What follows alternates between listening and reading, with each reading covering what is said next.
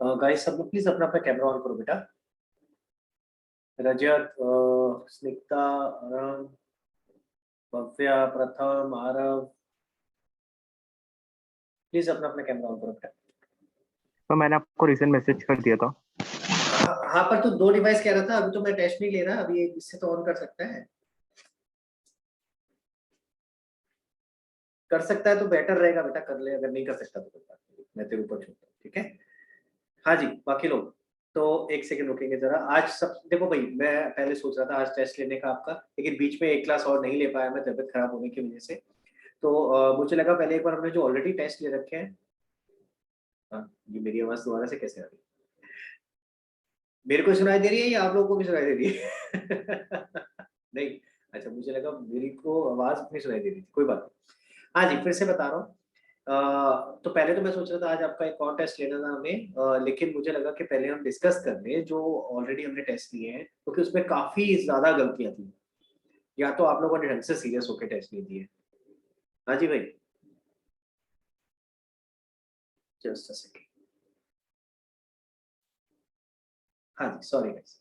हाँ, सो I was saying कि या तो आपने ढंग से तैयारी करके नहीं दिया, सीरियस होकर नहीं दिया। हाँ, बताओ भाई, सीरियस होकर पढ़ाई नहीं करी थी? आरव, आरव, एक ही जैसी गलतियां साथ बैठ के दे रहे थे टेस्ट। हाँ, जो गलतियां आरव ने करी है वही आरव ने करी है, या वैसा वैसा बोल लो। तुम मेरे से कहते नहीं सर हम साथ बैठ के नहीं देंगे, हम अलग अलग देंगे। हाँ भाई, कोई तो बोलो। सर हम बाहर थे ना और कोविड भी हो गया था, इसलिए तो तैयारी हमने नहीं कर सोचा कि पाए थे। हम मिल मिल बैठ के टेस्ट दे देते हैं ना, कि क्या सर एक्सक्यूज। नहीं है। तू ना पिटाई खाएगा मेरे से, मैं अगली बार से ना, देखो भैया ऐसे हरकतें करोगे तो फिर मैं अलाउ नहीं करूंगा बाद में टेस्ट दोबारा। फिर मैं करूंगा कि उसी समय दो, कैमरा ऑन करो, फिर वही स्ट्रिक्टनेस रहेगी। तो ऐसे नहीं करो यार, देखो कभी आप इस तरीके से आप लेते हो, आपके साथ प्रॉब्लम थी उस समय नहीं दे पाए थे, तो फिर बाद में ऐसे मत करो यार। टेस्ट का फायदा क्या हुआ फिर?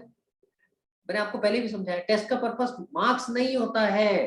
पहले भी समझाया कि नहीं समझाया? टेस्ट का पर्पस मार्क्स नहीं होता, टेस्ट का पर्पस क्या होता है? टू टेस्ट योर नॉलेज, कि कितना आपको समझ आया, कितना समझ नहीं आया। I do not test you on the basis of your marks. तो प्लीज मार्क्स के चक्कर में मत रहो, मार्क्स अपने आप आ जाएंगे यार। मेन चीज है समझो कि क्या गलतियां हो रही हैं। लेकिन अगर मिल बात के ऐसे बैठ के बात डिस्कस करके कर लोगे या चीटिंग करके करोगे तो फिर फायदा क्या होगा? वो बेकार हो गया, टेस्ट का पर्पस ही बेकार हो जाता है। तो अगली बार से नहीं भाई, आराम आराम। देखो आई ट्रस्ट यू गाइस, लेकिन ऐसे करोगे तो फिर वो ट्रस्ट खत्म हो जाता है। आपको पता है ना, ये वाली चीज समझ में आती है? एज यस अ सर। देखो, एज अ टीचर हमें समझ में आ जाता है बेटा। हर बार हम जरूरी नहीं है कि बोलेंगे एक्सप्लिसिटली कि किसने चीटिंग करी है, किसने कैसे क्या करा है क्या नहीं करा है, जरूरी नहीं है कि हम बोले। लेकिन हमें पता चल जाता है कि कौन बच्चा ऑनेस्टली दे रहा है, कौन बच्चा नहीं है। ठीक है, and what we expect from you is honesty. एक बात याद रखना बेटा, लाइफ के लिए बता रहा हूँ मैं, सिर्फ अभी के लिए नहीं। लाइफ में हमेशा अगर ऑनेस्ट रहोगे तो हमेशा सक्सेसफुल रहोगे। एक बार झूठ बोलना शुरू करोगे ना, उसको कवर अप करने के चक्कर में 15 झूठ और बोलोगे। और झूठ कवर अप क्यों करते हैं? एक छोटी सी चीज से, पता है क्या? अरे डांट पड़ जाएगी।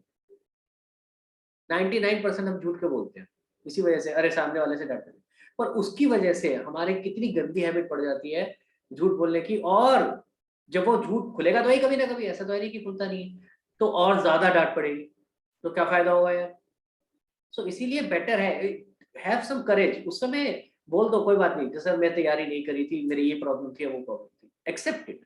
Once you accept it then only you will be able to correct that mistake. ठीक है, तो गोइंग फॉरवर्ड लाइफ में याद रखना, कभी किसी से झूठ नहीं बोलना, ऑनेस्टी रखना। अब एक बार ट्रस्ट खत्म होता है ना बेटा, बहुत मुश्किल होता है। Have you heard this phrase के you know once a plate is broken it can not be put into you know the same again. कि आप अगर एक बार कोई प्लेट टूट जाती है, उसमें एक बार अगर कोई दरार आ गई, so it can not be the same again. आप उसमें चाहे जितने वो फेविक्विक दिखाते हैं, फेविक्विक से जोड़ लो, वो भाई वो नहीं बन सकती, उसमें दरार तो रह ही जाएगी। समझ में आ रहा है? क्लियर? तो व्हाट आई मेंट इज कि एक बार वो विश्वास टूट जाता है ना, एक बार वो ट्रस्ट खत्म हो जाता है, तो it is very difficult to regain that trust. आप इतनी मेहनत करके ट्रस्ट बनाते हो किसी के साथ, तो एक छोटे से इंस्टेंस टूट जाता है। सो ऐसा मत करो। क्लियर? ठीक है, सबके लिए बोल रहा हूँ मैं ये। बाकी लोग भी भाई, आप लोगों के मार्क्स अच्छे नहीं आए, I am sorry to say. And okay okay, again I am saying कि marks does not reflect your true true character, कि तुम्हें अच्छे से आता था या नहीं आता था, बट स्टिल मतलब जितना मैं एक्सपेक्ट कर रहा था कि हाँ अगर मान लो 30 मार्क्स का पेपर है तो चलो 20s में तो आएंगे, थोड़ा बहुत गलतियां होती है, समझ में आता है, लेकिन बहुत ही कम मार्क्स आए हैं।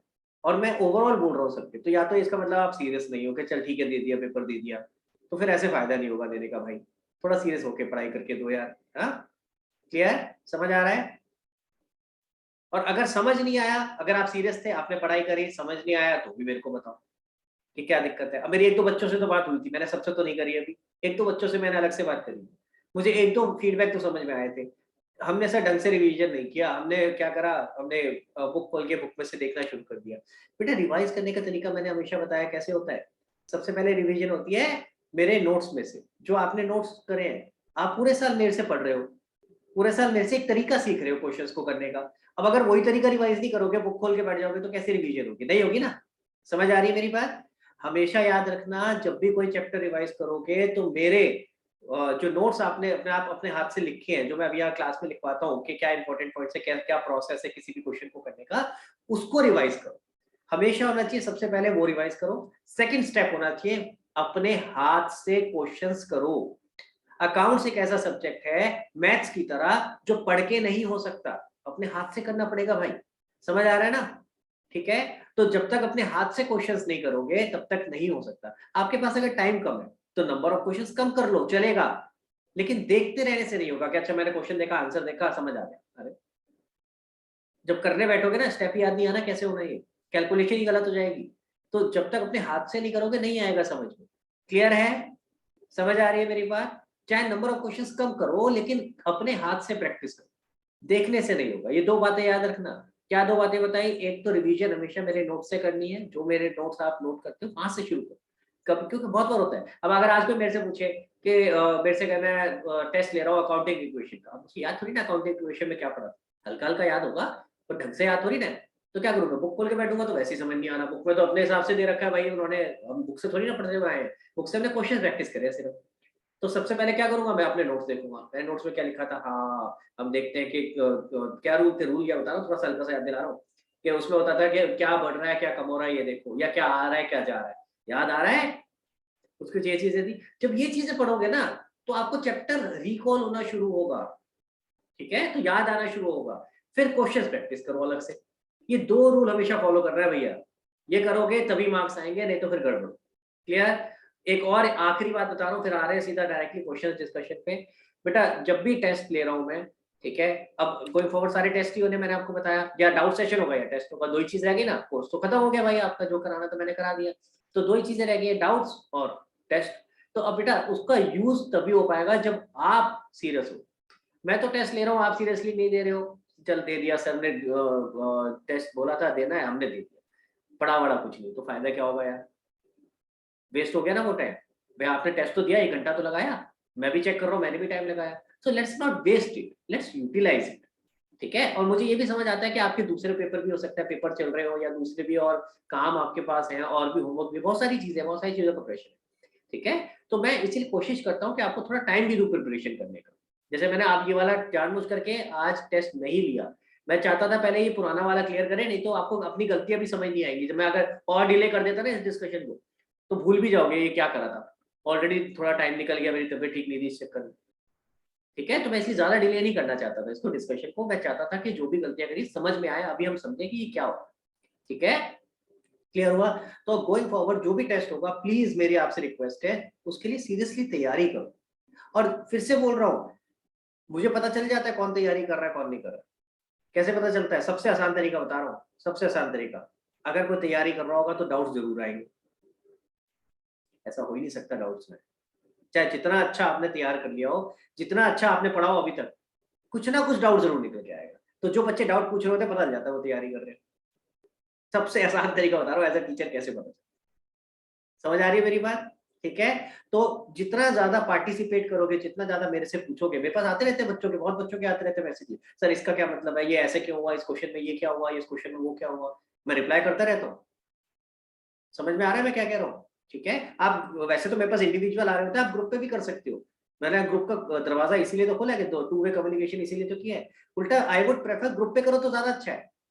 I am not making it mandatory, कि ग्रुप पे ही करना है, बट अगर करो तो उसमें फायदा पता है क्या है, सबको पता चल जाता है कि हाँ जो आपका डाउट है किसी और का भी हो सकता है, तो उसको भी क्लैरिटी आ जाती है। और मैं तो हमेशा क्या चाहता हूँ कि भाई आप ही लोग आपस में आंसर करो, देखे जरा आप किसी एक का डाउट है किसी दूसरे को आंसर आता है कि नहीं आता है।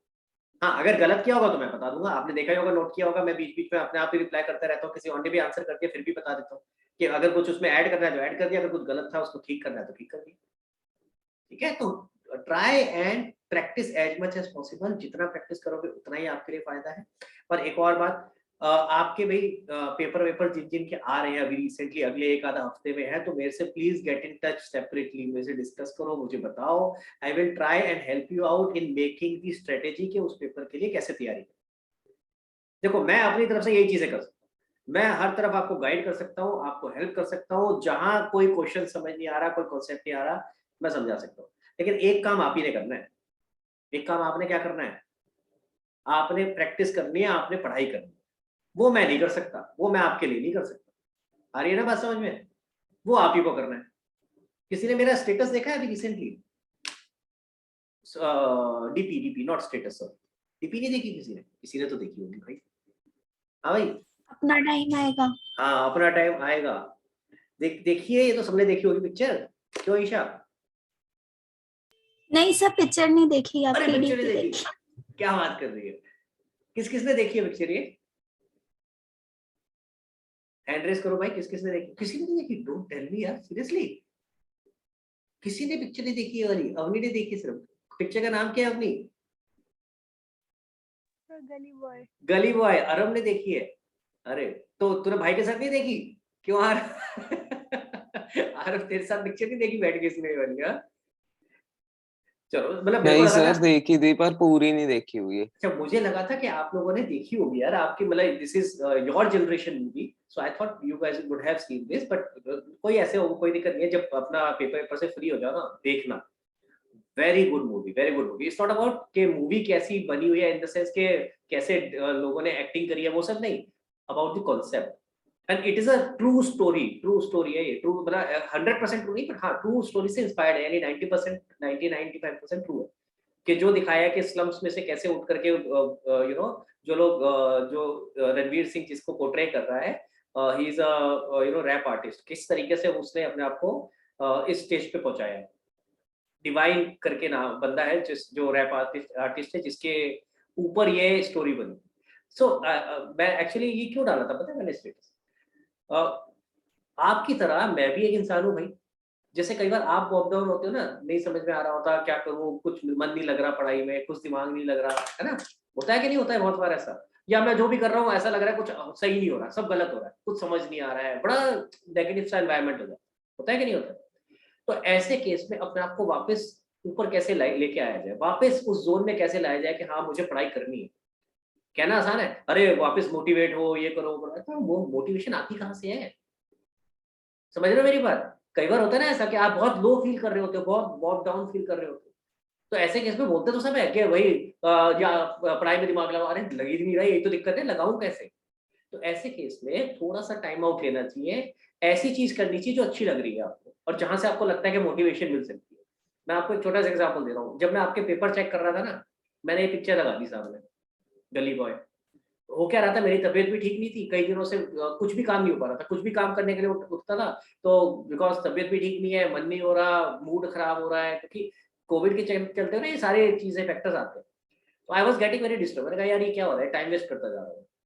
सो I thought let me do something, मैंने कहा चल मैं पेपर चेक करता हूँ और साथ में कुछ ना कुछ ऐसा लगा लेता हूँ जिसमें मजा आया और मेरे को देखने की जरूरत ना पड़े। मैं गली बॉय देख नहीं रहा था फ्रेंकली, मैं सुन रहा था, तो मैंने गली बॉय इतनी बार देखी हुई है ना, तो मुझे सब रट्टा पड़ा कि उसमें अब क्या होने वाला है क्या होगा। But then you know once you listen to it, मैं चाहे पेपर चेक कर रहा हूँ लेकिन मेरे दिमाग में चल रहा है, मुझे पता है कि यहाँ क्या आ रहा होगा, क्या सीन चल रहा है। तो जो एक दो सीन बड़े मजेदार होते हैं ना, जो मुझे पता है ये तो देखना ही है, फिर मैं रुक जाता हूँ, थोड़ा सा देखने लग जाता हूँ।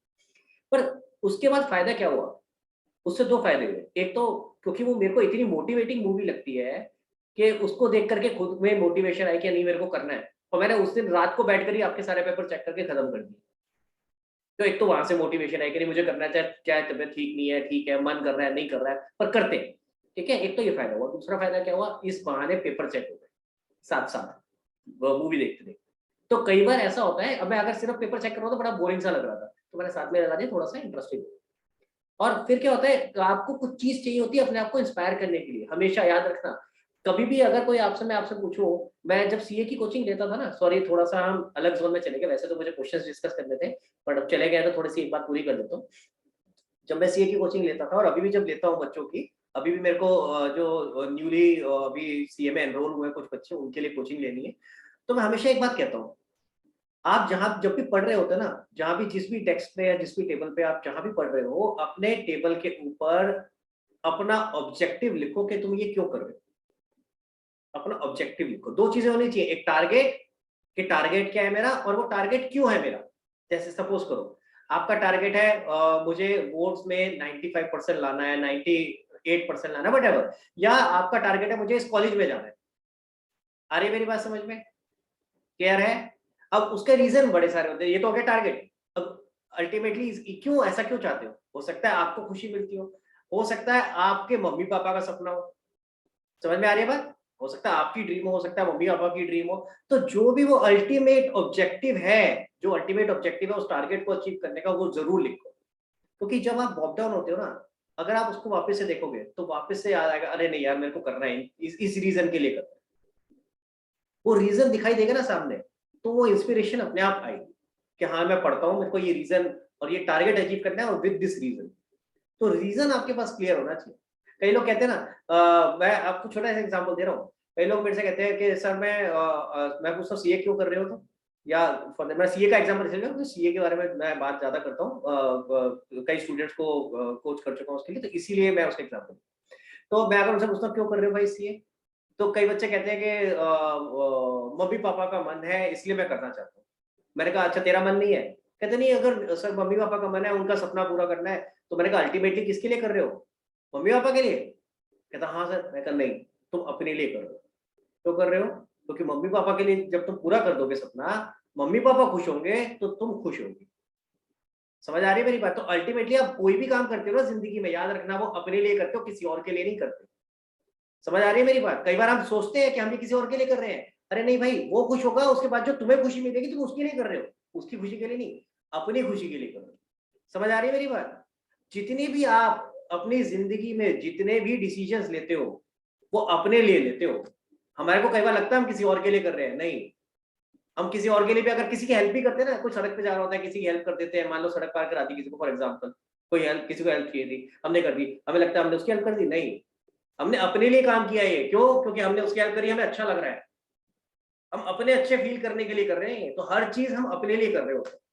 समझ आ रही है मेरी बात? तो ये देखो कि इसका अल्टीमेट रीजन क्या है, जो भी आप काम। मैं ये बात थोड़ी सी इसलिए बता रहा था कि जो वो सिचुएशन आप लोगों के साथ आती है बेटा, कई बार आपका मन नहीं कर रहा होता पढ़ने का, कई बार आपका दिल नहीं कर रहा होता, मूड ही नहीं होता, तबीयत नहीं होती, बहुत सारे फैक्टर्स हो सकते हैं। पर वो सारे फैक्टर्स छोटे पड़ जाते हैं अगर आपको पता हो कि मुझे लाइफ में ये गोल अचीव करना है। समझ आ रही है? तो वो क्लियर होना चाहिए कि मुझे, मेरे को अगर ये अचीव करना है तो मुझे मेहनत करनी पड़ेगी, फिर कोई ऑप्शन नहीं है भाई। ठीक है? तो उस चीज को ध्यान रखो, उस चीज को वापस अपने माइंड में रिमाइंड कराओ। क्लियर हो गया गाइस?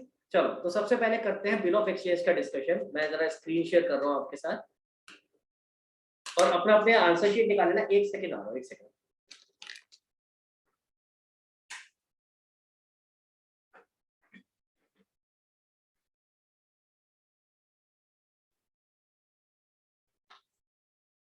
हाँ जी गाइस,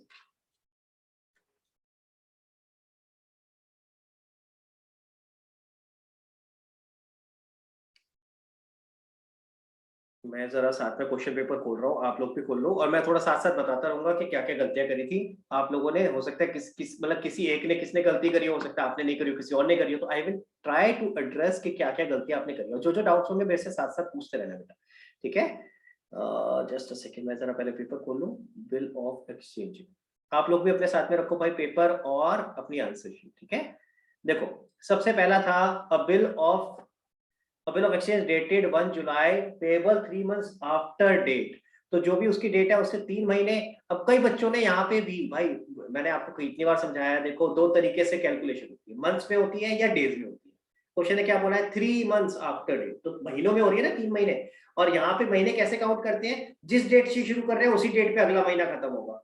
तो अगर 1 जुलाई से शुरू कर रहे हैं तो 1 महीना कम होगा, जुलाई के बाद 1 अगस्त, ठीक है?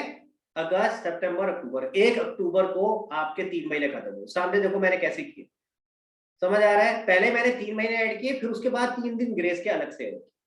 3 महीने कैसे ऐड किए सबको समझ आ रहा है? जिस डेट से शुरू किया उसी डेट पे खत्म होगा महीना, इररिस्पेक्टिव कि वो 28 दिन का था, वो 30 दिन का था, 31 दिन का था, क्योंकि आप डेज में काउंट नहीं कर रहे, मंथ में करो।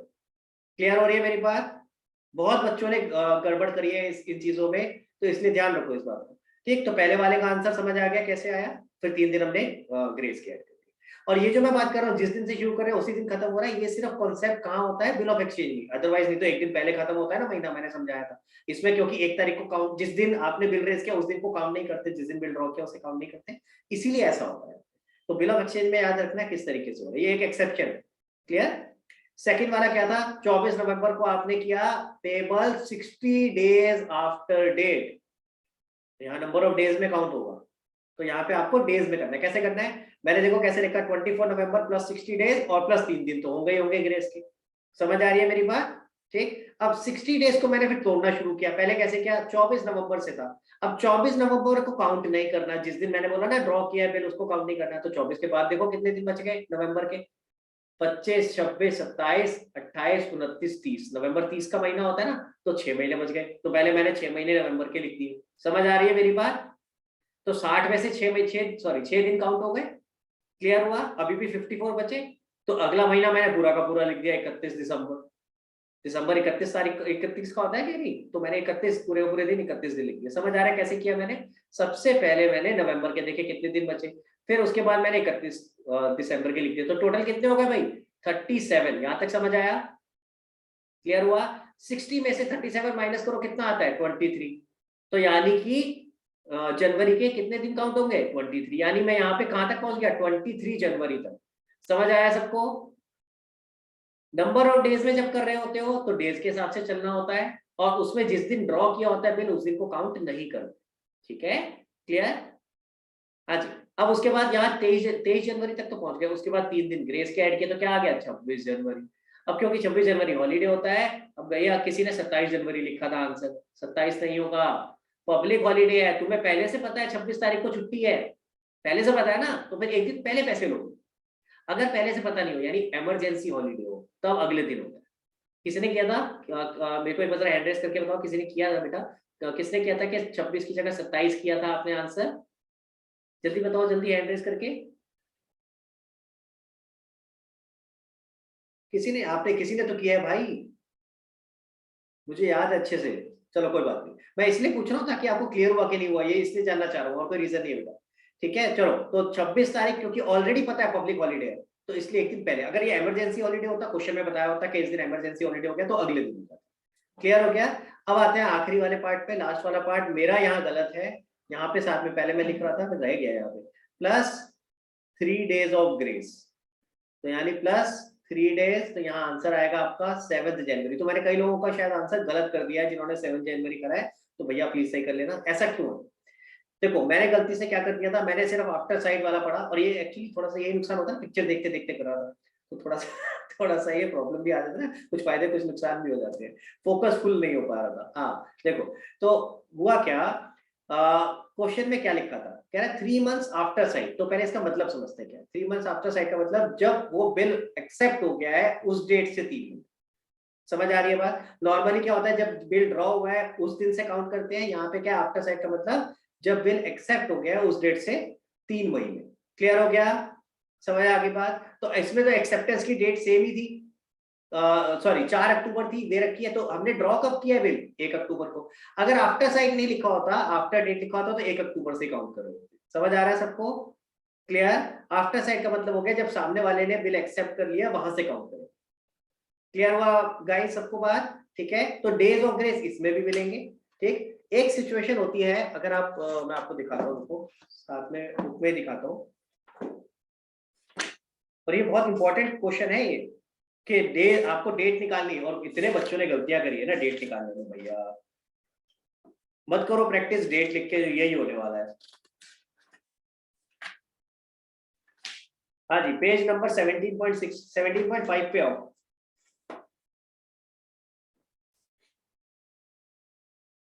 देखो एक्चुअली मैंने जब ये क्वेश्चन पढ़ा तो मैंने ध्यान नहीं दिया था, मैंने लिखा है 3 months आफ्टर साइट। मैंने इसको समझा कि इट इज क्या नाम है, bill is payable at site. फर्क है दोनों में, 3 months आफ्टर साइट या bill is payable at sight या ऑन डिमांड, इसमें फर्क है।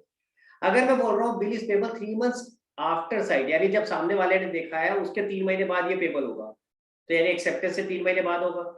अगर लिखा है bill is payable at sight या ऑन डिमांड, यानी जब भी आपसे मांगा जाएगा तभी आपको पैसा देना पड़ेगा, उसमें number of days grace days add नहीं होते। समझ आ रही है मेरी बात? क्लियर हुआ?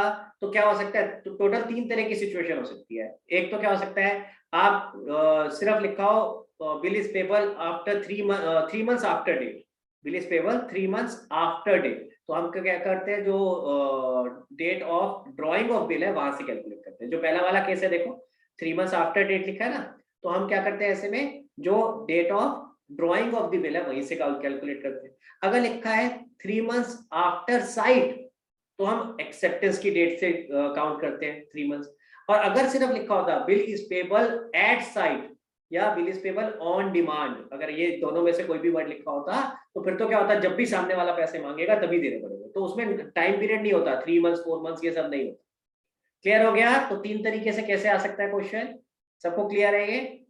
मेरे को एक बार थम्स अप करके बताओ भाई, सबको क्लियर हो रहा है मैंने क्या बताया अभी?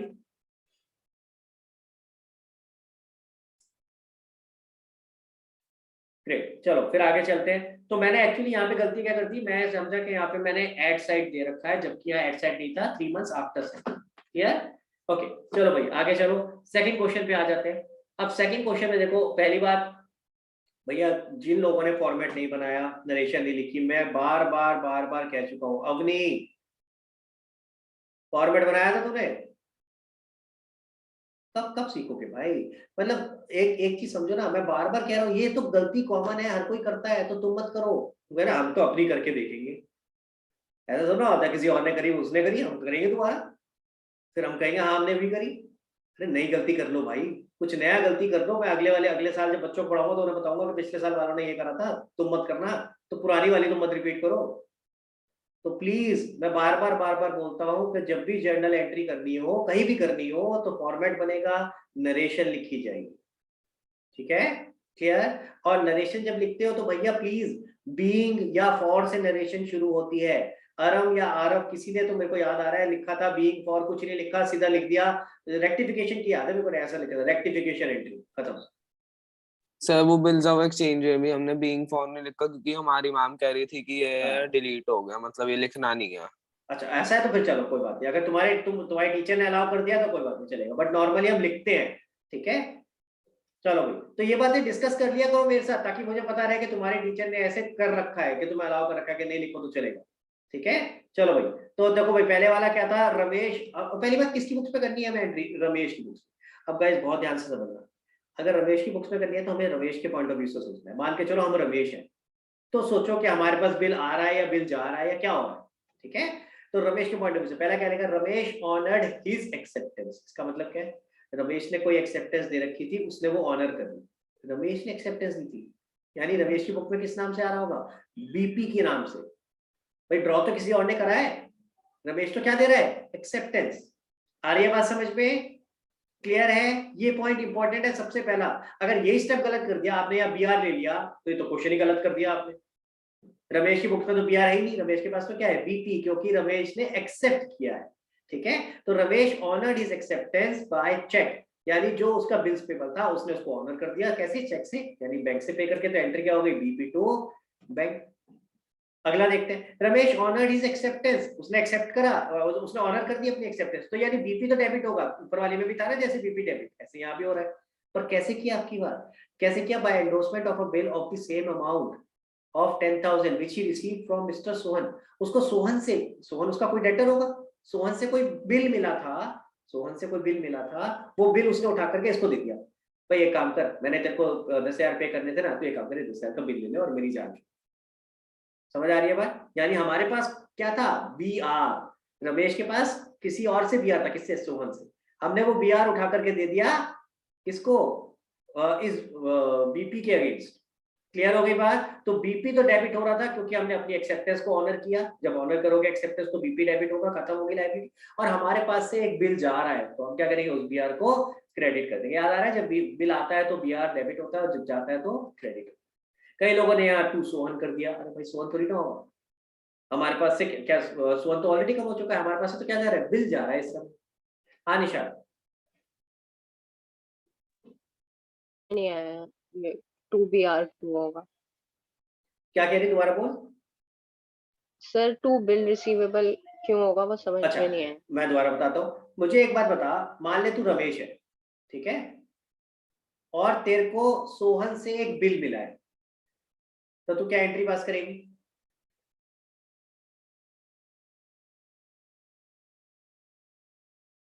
अनम्यूट कर बेटा। सोहन से बिल मिला है मतलब सोहन ने ड्रॉ किया है, हमने ड्रॉ किया है, सोहन ने एक्सेप्ट किया है। तो Sohan debit to bills payable. Bills payable क्यों आ जाएगा, हमने ड्रॉ किया ना, मैंने अभी बताया। ओ सॉरी, फोकस कर, फोकस कर, बिल मैं दोबारा से रिसीवेबल। दोबारा से शुरू से सारे लोग सुनो भाई ध्यान से, ठीक है। सोहन मेरा एक डेटर था जिसने मुझे पैसे देने थे, ठीक है। तो मैंने उसको बोला, मैंने कहा ऐसे नहीं चलेगा भाई, मैं बिल बना रहा हूँ, उसका साइन कर दो, उसका साइन करके दे दी, तो बीआर आ गया मेरे पास। तो क्या एंट्री होगी? Bill receivable debit to Sohan. यहां तक समझ आया? अब मैंने ये बीआर उठा करके, जिस पार्टी को मेरे को वो बीपी के अगेंस्ट पेमेंट करनी थी, मैंने उसको ये बीआर पकड़ा दिया। तो मैं क्या करूंगा, मेरे पास से बीआर जा रहा है कि नहीं जा रहा है? तो मेरा बीआर क्रेडिट हो जाएगा। और क्योंकि मेरी बीपी की लायबिलिटी खत्म हो रही है इसके अगेंस्ट, अब मेरी उस पार्टी की लायबिलिटी नहीं, पार्टी तो पहले ही हो चुकी थी खत्म, अब मेरे को तो बीपी के अगेंस्ट पैसा पे करना था ना, तो बीपी डेबिट हुआ और बीआर क्रेडिट हो गया। समझ आया? बीपी डेबिट क्यों हुआ ये समझ आया? भाई जैसे आप पहले आप ऑनर कर रहे थे अपनी लायबिलिटी को, आपने यहाँ भी ऑनर किया तो ऊपर जैसे डेबिट किया था यहाँ भी डेबिट होगा। अब आप कैश दे रहे हो, आप कैश या चेक देने की जगह क्या कर रहे हो, अपना एक बीआर दे रहे हो, तो लो जी 2 बीआर हो गया। क्लियर? तो चले सर आगे। मतलब जब हाँ बोलो बोलो। सोहन से पैसे मिलेंगे रमेश को तो वो वही पे कर देगा उसे। ना ना ना ना ना, सोहन से अब रमेश को मिलेंगे ही नहीं भाई। मेरे को तो उस बीआर के केस मिलने थे ना, वो तो मैंने उठा करके किसको दे दिया, कौन था बंदा, को दे रखा है नाम? नहीं दे रखा। मान लेते हैं ये बीपी किसके अगेंस्ट था, बीपी जिससे मिला था उसका नाम था शगुन, मान लेते हैं ना, मानने में क्या जाता है। तो हमने क्या करा, ये बीआर उठा करके शगुन को दे दिया उस बीपी के अगेंस्ट। यानी हमने कहा शगुन से, भाई तू मेरे से पैसे मत ले, तू जाकर ना इस बीआर के अगेंस्ट पैसे ले ले, सोहन से पैसे लेने थे, मैं लेके देता, तू डायरेक्टली जाके ले। आई बात समझ में? क्लियर हुआ? तो अब डायरेक्टली पैसे किसको मिलेंगे, शगुन को, जिसका वो बीपी था। चले आगे। हाँ जी अगला देखो, Ramesh is acceptance to Ravi.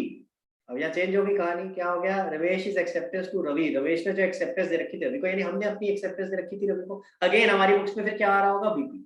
यहाँ तक समझ आता है? हमेशा ये देखा करो पहले कि किसने किसको एक्सेप्टेंस दी है।